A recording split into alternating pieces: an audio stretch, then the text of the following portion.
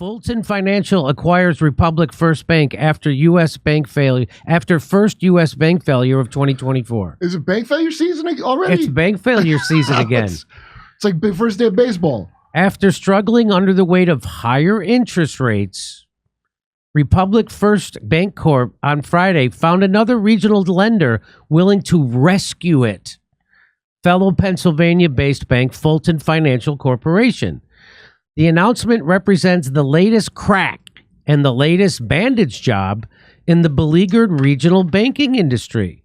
However, Republic First was relatively tiny compared to other banks that have failed or teetered on failure since the start of last year. Higher interest rates in the industry have cut into the value of some banks' bonds, including those at Republic First. While the ailing market for commercial real estate, especially in the office sector, has hurt others, raising concerns that depositors might flee those financial institutions. The rescue of Republic First follows last year's series of failures by much larger regional banks, including Silicon Valley Bank and Signature Bank. The struggling First Republic Bank was acquired by J.P. Morgan Chase & Company last year. This year, New York Community Bank Corp has encountered similar problems, with the lender struggling with its exposure to the ailing commercial real estate market and maneuvering to stay afloat following a steep stock sell-off. So another bank failure that was acquired by the FDIC. We got another bank acquiring it to come in and rescue it. That's what they call it. So what do you make of the bank failures? And should we expect to see? Now, you wrote a Substack a month or two ago about how this seemed eerily similar to what was happening around 2007, 2008. Is this another sign of that, Paul? It is to me. One of the great things, I care a great deal about people. I especially care a great deal about folks that have, they're not creating a savings anymore, adding to it anymore. They're living off of it.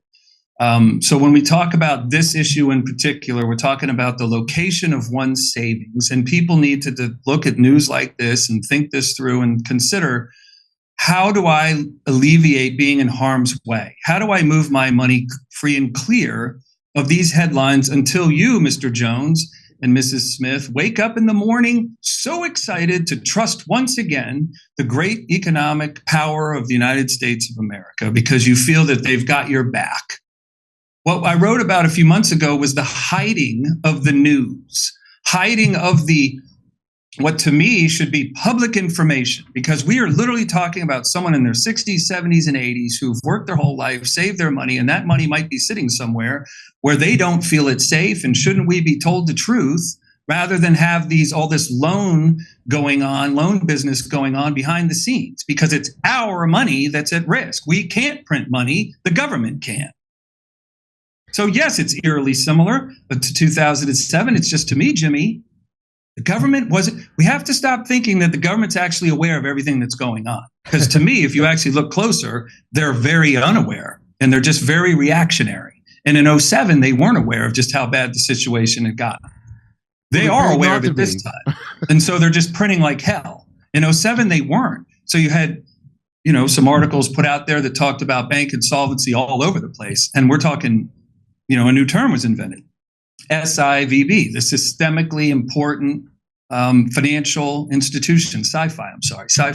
It's called so sci-fi. Suddenly you had components to our financial world that couldn't disappear. So somebody knows what's going on. So, how do you come up with that? So let's remember that what puts these banks in a position to default. So they've invested money in bonds, right? And low interest bonds, correct? And then long ago, during the Obama administration. Long ago.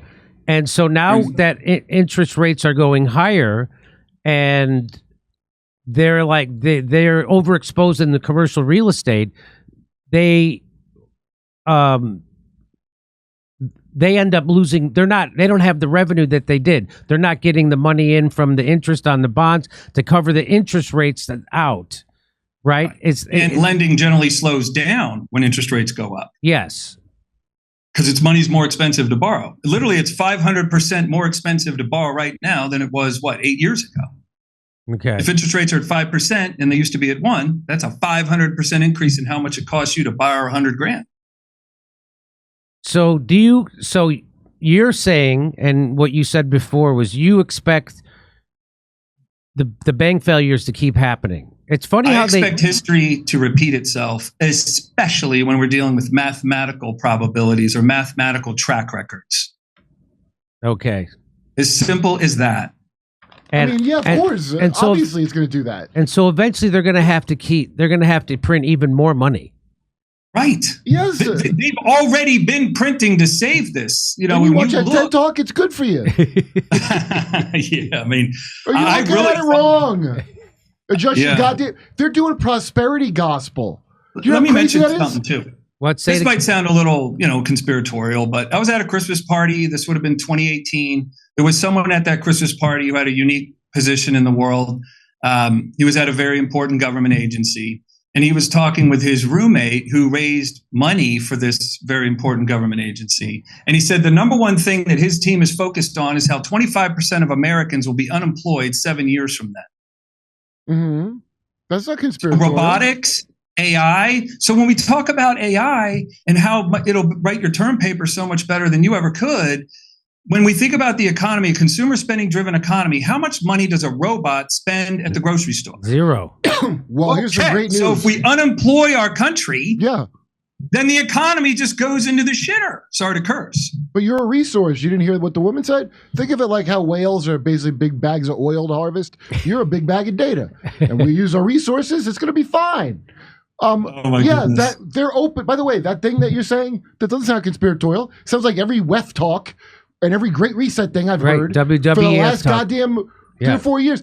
UBI. Friends of mine, remember my buddy Aaron, the lobbyist, wanted to talk about UBI. And I go, you know, that's a scam, right? UBI, the offer. What's all the AI talk? They wanted us all.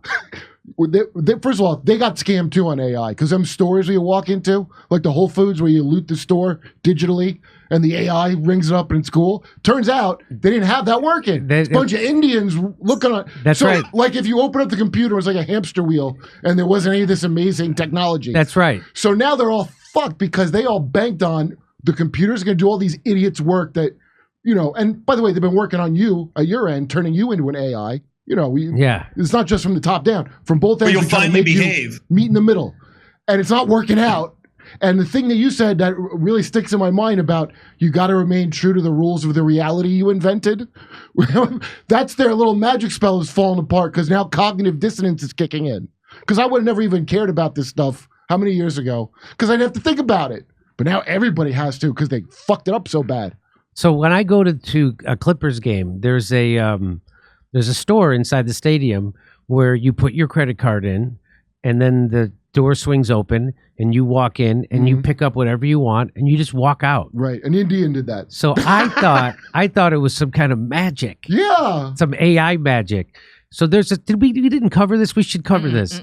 It turns out that it's not AI magic. They just have cameras on you, and there's a low-paid person in India watching what you do and trying to calculate what you're buying. No. Yes, that's what I just said. That's what it's been. Yes. I thought technology was at least better than that. So basically, the original Star Trek, they had 2 low-paid immigrants pulling the automatic doors open on the set, and that's literally what we have in 2024. They were prophets. Okay. Well, Paul, thank you for coming on. I hope you're enjoying your vacation in Florida. And traveling, but working every day. Thank you. Okay, Mr. Worker. And anyway, Paul Stone from Colonial Metals, thanks for coming on. I appreciate it, buddy. We'll talk to you again soon. Later. Thank you for having me. Great to be here. Thank you. I believe having a substantial percentage of my financial future secured with gold and silver. I do believe in that. You know this if you watch this show.